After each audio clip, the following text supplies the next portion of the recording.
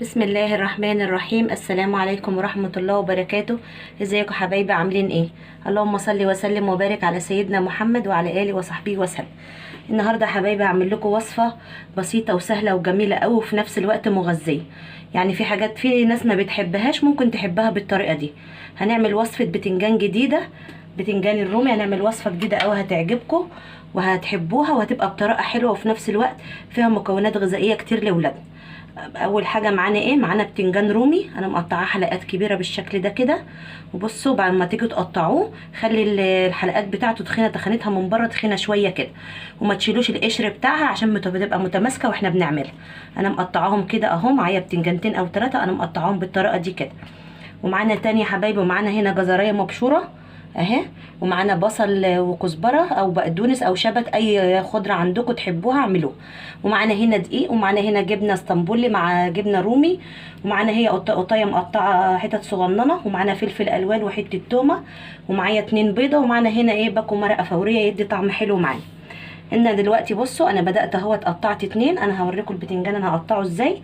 انا هاجي هنا بصوا اهو، هاجي من هنا كده واقطع كده، قربوا يشرق شويه عشان تبان اهو. اهو هاجي هقطع دايره كده، بس ما اجيش ايه اخلي الحرف بتاعها سمكه تقيل شويه تخين شويه اهو كده. انا بلف ايه بسكينه صغيره كده او باي سكينه عندكم اهو. هعمل ايه؟ هخلي ايه البتنجانه كده من النص خالص كده اهو. انا عملتها لكم، مسكتها لكم في ايدي اهي عشان تبقى باينه ليكم. هلف حواليها كده بالراحه كده اهو.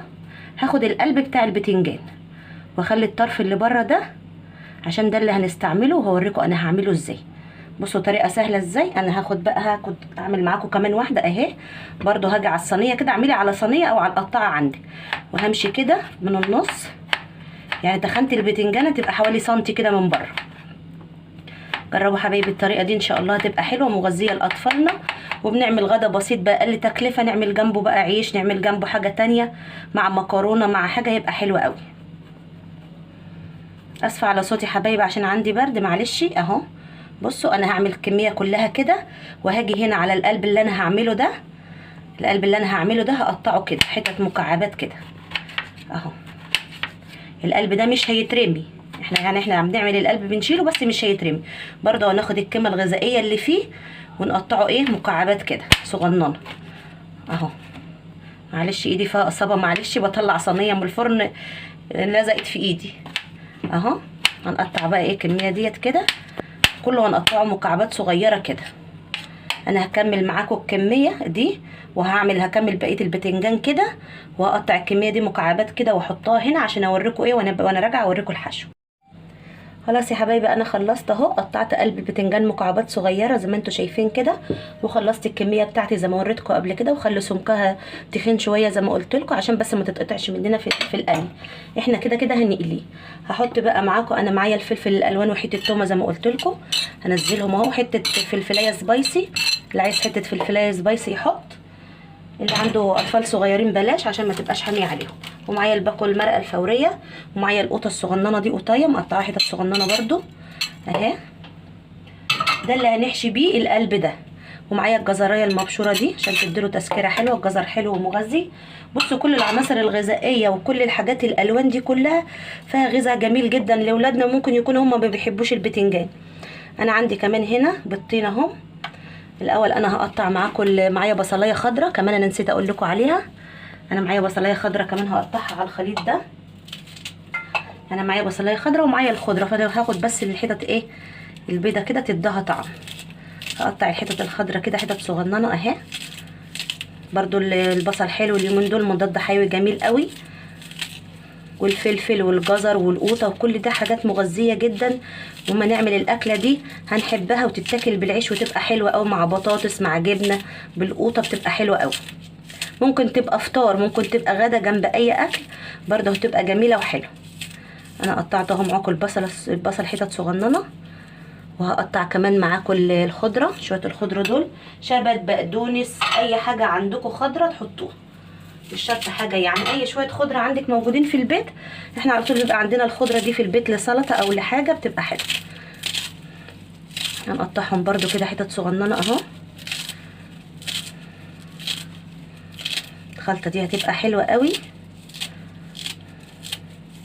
ومعايا طبعا معلقه دقيق، ومعايا الجبنه الرومي على جبنه اسطنبولي زي ما قلت لكم، مش مالحه قوي ومش هنكتر الملح، هنحط توابلها والملح عادي. ومعايا هنا البيضتين اهم، هحط بيضتين. البيض ده بقى حسب ما انت عايزه، 2 3 الموجود عندك، او لو انت عايزه ايه قيمه غذائيه اكتر زودي.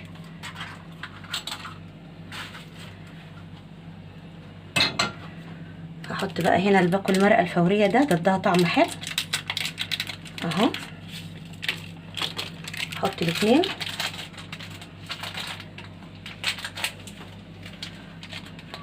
اهو.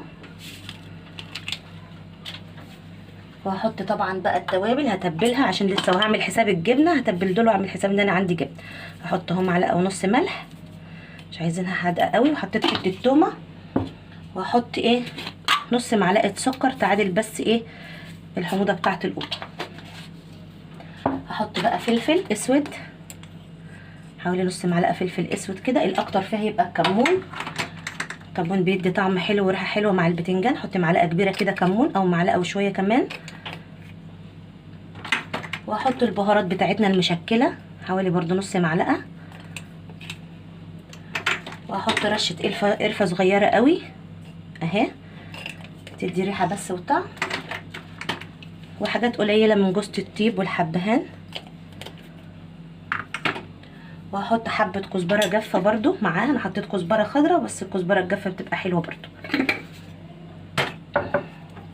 وهجيب في الاول معلقه كده اضرب بيها عشان المضرب والخضره اهو. طبعا ده كله هقلبه الاول، وهجيب معاه حبه ميه صغيرين عشان بس اضرب فيهم معلقه الدقيق اهو. وهحط معلقه، هحط طبعا الجبن اهو، نزل الجبن معاكم. دي الجبن اهي، بس دي عشان متجمده شويه افككها بايدي عشان كانت في التلاجة. لو عندك جبنه موتزاريلا خلاص برضو حطي، تبقى حلوه. لو عايزينها بتمط كده تبقى حطي جبنه موتزاريلا برضو اهو. كنت شايلاها في الفريزر افكك منها شويه كده اهو زي ما انتم شايفين كده كده حلوه كفايه اهو. حوالي نص كوبايه جبن. اغسل ايدي بس.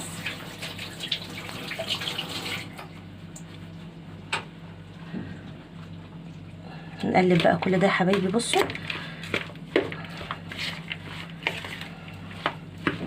انا هحط حوالي معلقه دقيق واحده بس تربط ايه الخليط بتاعي ده كله اهو عشان يتماسك في بعضه اما اجي اقلي. ملحنا مظبوط، توابلنا مظبوطه، كل حاجه مظبوطه جواه. انا مش عايزه يبقى فيه نسبه ميه، يا كده كده الخضار كله ده هينزل ميه وهو بيتقلي، بس انا بحط معلقه الدقيق عشان تبقى متماسكه وانا بقلي اهو. بصوا يا حبايبي بقى شكلها جميل ازاي، الخضار والحاجات اللي فيها شكلها جميله ومغذيه. هقلبها بقى كويس، ولو عايزه نقطه ميه هحط لها، واجهز بقى الطاسه والزيت ونروح على النار. عملنا الخلطه يا حبايبي، خلصناها زي ما انتم شايفين كده، وانا ولعت على الزيت وهدي النار عليه اهو زي ما انتم شايفين اهو. هحط بقى البتنجان كده في الزيت. لما احط البتنجان هحط جواه الخلطه دي كده. بصوا اهي الخلطه دي هتبقى جواه كده، كل بتنجانه معلقه. الخلطه دي هتفتح نفسكم في الاكل وهتبقى حلوه قوي ويبقى طعمها جميل في الاكل اهو.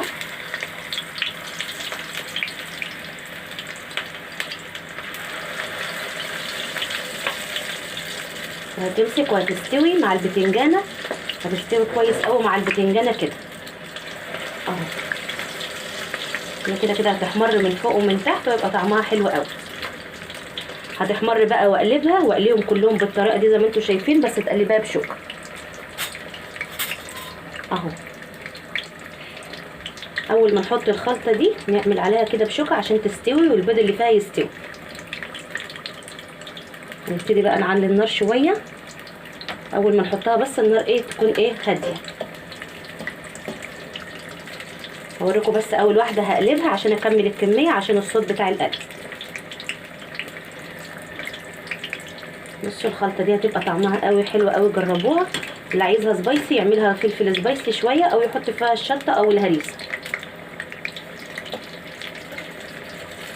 بصوا كده هتمسك في قلبها اهي كده معلقه.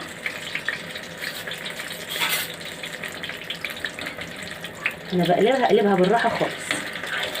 بصوا اهي كده مسكت في قلبها زي ما انتم شايفين كده. ونخلي النار هاديه عشان الخلطه اللي في النص دي تستوي، يعني النار تبقى بسيطه كده مش عاليه قوي. هكمل بقى الكميه كلها معاكم اقليها زي ما انتم شايفين كده، واوريها لكم في الاخر شكلها ايه.